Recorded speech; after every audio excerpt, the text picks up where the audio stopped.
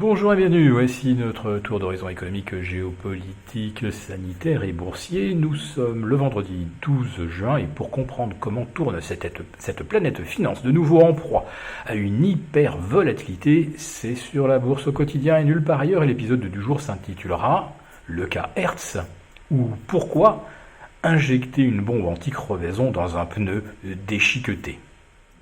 Alors s'il y a bien un titre assez emblématique de toutes les folies commises depuis un mois, avec cette hausse à perdre haleine des indices, oui, s'il y a bien un exemple emblématique, c'est celui du titre Hertz, le numéro 1 mondial de la location de véhicules et d'utilitaires. Tombé de plus de 20 dollars mi-février à 40 cents il y a environ 2 mois. Et puis, après que l'entreprise se soit mise sous la protection de la loi Chapter 11 sur les faillites, le cours est remonté de façon fantastique de 40 cents à plus de 5 dollars, donc une valorisation multipliée par 10, comme si Hertz allait pouvoir échapper à la désintégration de son modèle. En fait, Hertz vient de faire une demande assez surréaliste. Maintenant que le cours a été multiplié par 5, on est retombé aux alentours de 2 dollars, Hertz voudrait réaliser une augmentation de capital de 1 milliard de dollars. L'entreprise vaut actuellement, en termes de capitalisation, 280 millions de dollars et voudrait lever 4 fois donc l'équivalent de sa capitalisation, tout simplement parce que les cours ayant rebondi, Hertz a pensé qu'il y avait des gens qui sont prêts à payer. Oui, il y a des gens effectivement qui sont prêts à payer toutes les entreprises en faillite et la démonstration nous en a été apportée depuis la mi-mai, où on a vu toutes les entreprises qui étaient au bord du dépôt de bilan exploser à la hausse, voir leur cours multiplié par 2, par 3 et jusqu'à plus 10% dans le cas du titre Hertz. Mais qui va vouloir souscrire une telle augmentation de capital et combien de temps Hertz pourrait-il survivre, même dans la meilleure hypothèse où il parviendrait effectivement à lever 1 milliard. Et il faudrait que les banques suivent. Or, il semblerait que beaucoup de banques se montrent sceptiques sur les chances d'échapper à la faillite de toutes les entreprises frappées de plein fouet par le Covid. Et la première d'entre elles, en serez-vous surpris ? C'est Goldman Sachs. Goldman Sachs qui a publié cette semaine une note assez alarmiste, estimant que le secteur du shale oil pourrait s'effondrer, pas seulement 2 ou 3 producteurs qui sont aujourd'hui au bord du dépôt de bilan, comme Apache, Occidental Petroleum, Oneok, et je ne parle pas de chez Zapic qui est déjà à un cours de faillite. Non, Goldman Sachs envisage que ce soit toute la filière qui doive carrément baisser le rideau. Et c'est vrai que du côté de la Russie et du côté de l'Arabie Saoudite, eh bien, si on ne fait pas tout pour maintenir le prix du pétrole sous les 30 dollars, en tout cas, on ne fait rien pour le propulser réellement en direction des 50. Car à 50, la filière pétrolière Shell Oil redeviendrait profitable aux États-Unis. En tout cas, cela éviterait la faillite à beaucoup d'entreprises. Alors, si les Russes, si les Saoudiens pensent avoir les reins assez solides pour tenir encore 6 à 9 mois, le temps que les producteurs américains suffoquent et succombent, eh bien, ils auront tout gagné. En fait, c'est un peu la méthode chinoise, hein, vous savez, par exemple pour la filière éolienne ou pour le photovoltaïque.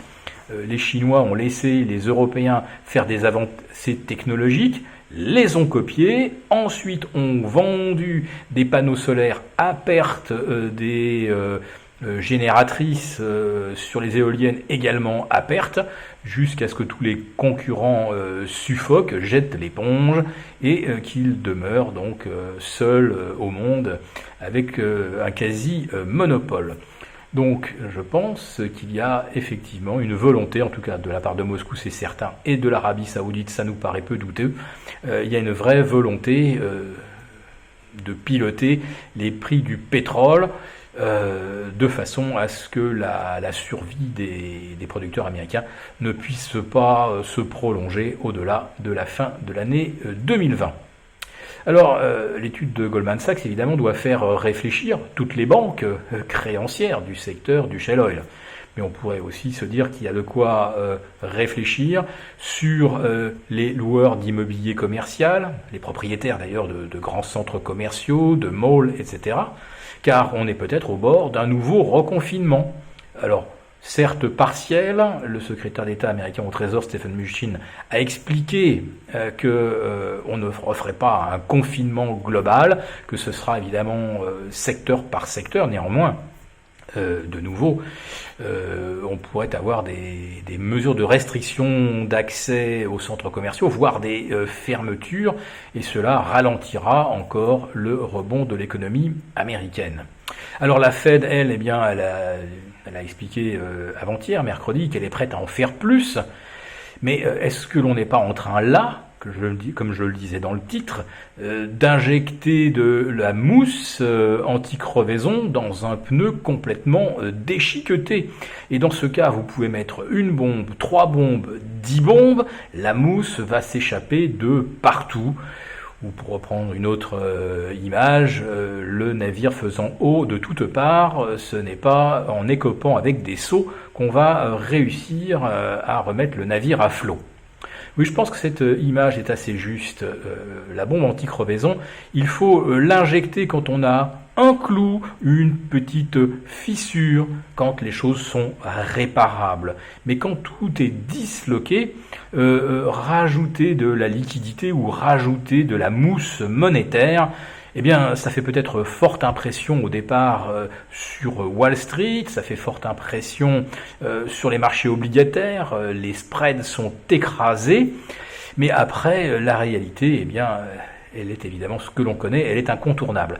Et Mohamed El-Erian, dans une interview qu'il a donnée ce vendredi midi, rappelle justement ces gigantesques distorsions de valorisation entre par exemple le high yield et les taux sans risque. Et en fait, les spreads sont complètement écrasés parce qu'il y a toujours cet appétit pour le rendement et pour le risque. En ce qui concerne les actions, alors là, Mohamed El-Erian n'y va pas par quatre chemins en disant que c'est une absurdité, on ne comprend pas comment les actions peuvent valoir aussi cher dans une conjoncture aussi dégradée, sauf bien sûr à supposer que toutes les liquidités de la Fed vont vers Wall Street et pas vers Main Street. Mais là, je crois que je ne vous apprends rien.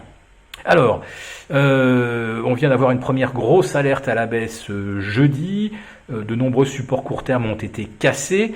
On s'en va probablement vers le comblement de nombreux gaps, alors qui remontent soit à fin mai, voire à la mi-mai, c'est-à-dire au moment où les marchés se sont échappés vers le haut. Autrement dit, tout rebond aujourd'hui doit être mis à profit pour s'alléger, alors que dans la hausse, il fallait payer tous les creux. Donc le rebond qui se dessine ce vendredi sera peut-être une des ultimes occasions de sortir ou de couvrir les portefeuilles dans de bonnes conditions. Nous vous souhaitons à tous un très bon week-end. On vous donne rendez-vous lundi pour notre live de 11h30. Et bon week-end à tous.